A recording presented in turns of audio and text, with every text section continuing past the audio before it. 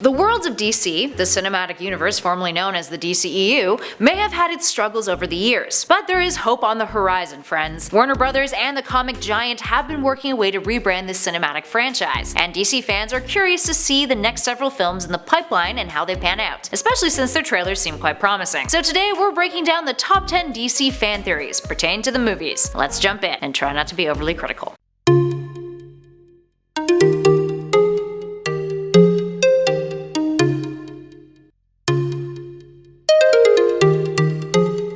Starting us off in at number 10, Crisis on Infinite Earths. There are many questions as to how the worlds of DC will transition over from the DCEU, with DC and Warner Brothers having accounted that they will be rebranding the cinematic universe. And fair enough, there's been a lot of problems with it over the years, with Batman vs Superman and the Justice League not only disappointing a lot of fans, but taking in terms of their expected box office profits. So how does one revamp a cinematic universe with so much work prior gone into it? Well, luckily for DC, it's got a slew of stories thanks to the comics resetting over the years. Seeing a trend at DC, anybody? Cheekiness aside, there's potential to reset the worlds of DC by using some of these time-altering, world-resetting story arcs, with one of the most prominent being Crisis on Infinite Earths. Crisis, which was a comic event spanning from April 1985 to March 1986, was spearheaded by Dream Team George Perez and Marv Wolfman, and it spawned out of Wolfman's desire to abandon the DC multiverse and create a single unified DC universe. The Anti-Monitor goes around the multiverse and destroys various Earths, and the story is known for having one of the highest death counts in comics, killing off the likes of Barry Allen and Supergirl in the process. So, all in all, much of the damage that has been done to the DCEU could be revised through a massive storyline like Crisis. That is, if all the pieces are set up correctly to lead into that story. But hey,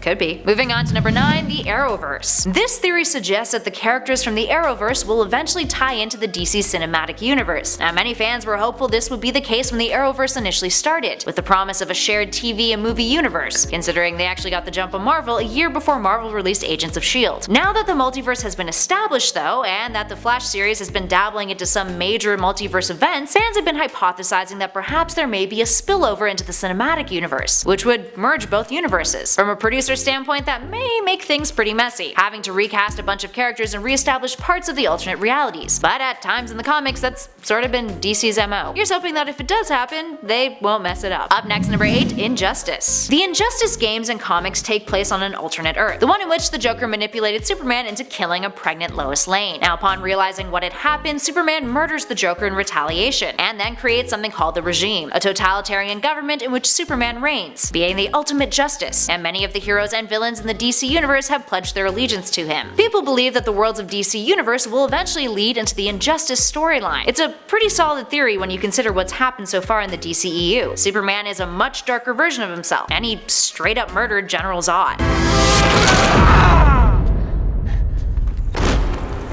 Something that many fans criticized, but it is much more in line with the Superman that appears in the Injustice reality. Zack Snyder, who directed Batman vs Superman, had noted that his aim was to never adapt Injustice, but he did use its alternate dystopian narrative as an influence in his design choices. But hey, who knows what direction Warner Brothers and DC may want to take the story world. Go big or go home, right? It also would be one hell of an event to build up to if DC were to finally take a page out of the MCU's book and give that structure a try. Just saying. Moving on to number 7, the Russian Girl. There's a subplot in the Justice League film that left fans a little baffled. Now, in order to further explain its presence and relevance, some fans have hypothesized that it will have some sort of greater meaning. So what are we talking about? Well, in the movie there's a Russian family that are in hiding from parademons. These scenes broke up the story and were added in by Joss Whedon when he took over control of the film, in an attempt to depict how civilians were dealing with the traumatic event. This theory suggests that the young girl in the Russian family will eventually grow up to be a superhero in her own right, similar to how in the MCU we saw Spider-Man as a young boy being rescued by Tony Stark at the Stark Expo. Fans believe that she may be Tara, who's famous for her involvement with the Teen Titans and being pivotal in the Judas Contract story arc, and also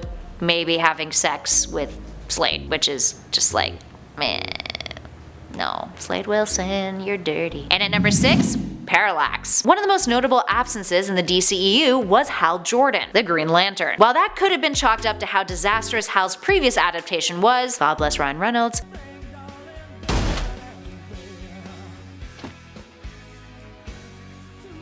Others think it may be because the cinematic universe is gearing up to have him enter in another way. The reason why Hal hasn't appeared so far, despite being one of the founding members of the Justice League in the comics, is that he's already become Parallax, as he does in the Emerald Twilight storyline in Green Lantern Volume 3, Issue 48 back in 1994. In that story, after Coast City was destroyed, Hal loses his shit. He tries to rebuild it, gets in trouble by the Corps for acting out of personal desires, destroys the Green Lantern Corps, and then kills a bunch of his friends. Then it's revealed that he's actually Parallax, who is a demonic, parasitic entity, the sentient embodiment of fear. So hey, maybe. Be one way to approach the Green Lantern storylines. And at number 5, Nightwing replaces Batman. The rumors about Ben Affleck departing the worlds of DC have been quite prominent for a while now. It's raised a lot of questions concerning who will take over as the Dark Knight. Now, while one of the popular theories is that the continuity of the worlds of DC will change based off an event in the story world, like Crisis on Infinite Earths, another popular theory is that Affleck's Bruce Wayne will be replaced by Dick Grayson, aka Nightwing. In the comics, Nightwing is no stranger to the cape and cowl of his mentor. With talk that the Bat family will be further explored in upcoming projects, there's a whole lot of speculation that Nightwing will pick up the mantle after Affleck's Bruce departs. Considering the Titans won't exist as part of the worlds of DC, the TV show, a cinematic introduction to Nightwing isn't totally implausible at the moment. Moving on to number 4, Bane's Venom. Remember Dr. Poison in the Wonder Woman feature film? Aside from having a bit of a silly name, her purpose was a poignant one in the movie, creating a mysterious but deadly poison gas. There's a theory suggesting that the gas in Wonder Woman that Dr. Poison crafted is actually the predecessor for Bane's Venom. Bane, who hasn't appeared yet in the worlds of DC, uses a venom that is essentially a super-powered steroid. It gives him super strength, and it's constantly pumping through his veins. The gas that Dr. Poison made acts in a similar fashion as Bane's Venom does, and it even has a similar green color. If they are one and the same, how the two will connect is still a major question mark, but it could make for an interesting plot point down the road. And at number 3, Vandal Savage. Vandal Savage first hit the scene in 1943 in Green Lantern issue 10 in the comics, and he's made his way into a slew of different DC media over the years. But compared to other immortal villains that Bats has faced, like Ra's al Ghul, Vandal is a little less of a household name. That might change though if this theory pans out. In Batman vs Superman, there's a scene where Bruce and Diana are talking in a museum, and they make note of a sword, the Sword of Alexander.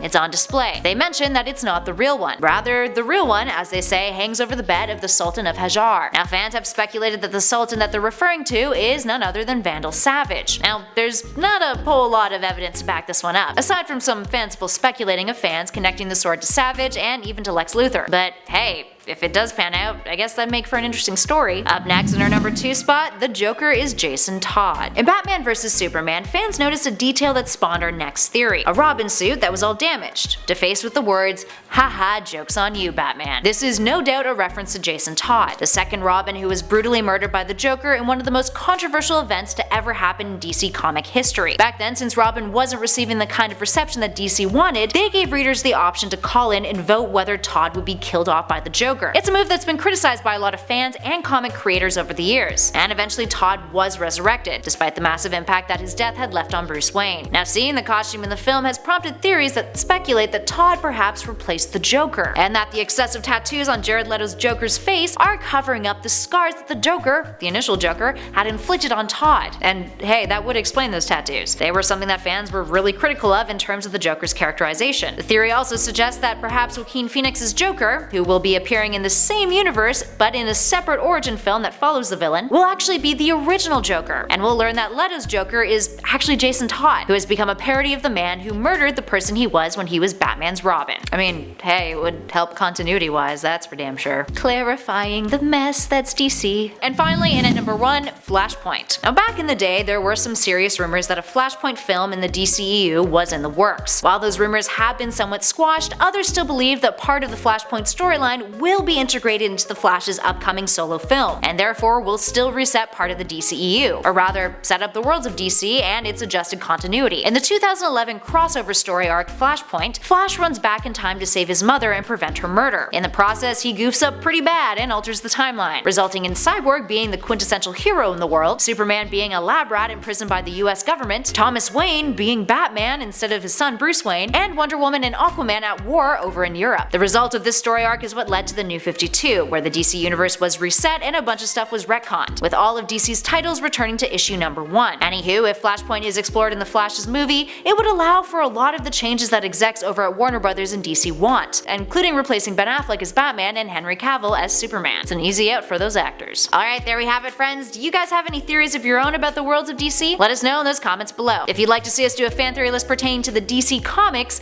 give us a shout about that too. If you dug this video, spread the love and hit that like button, and if you're new, why not subscribe and hang out with us some more. We also have a ton of lists just like this one waiting for you to watch them, all in a playlist currently flashing on your screen. In the meantime though, thanks for watching us everybody. I'll catch you all in the next video.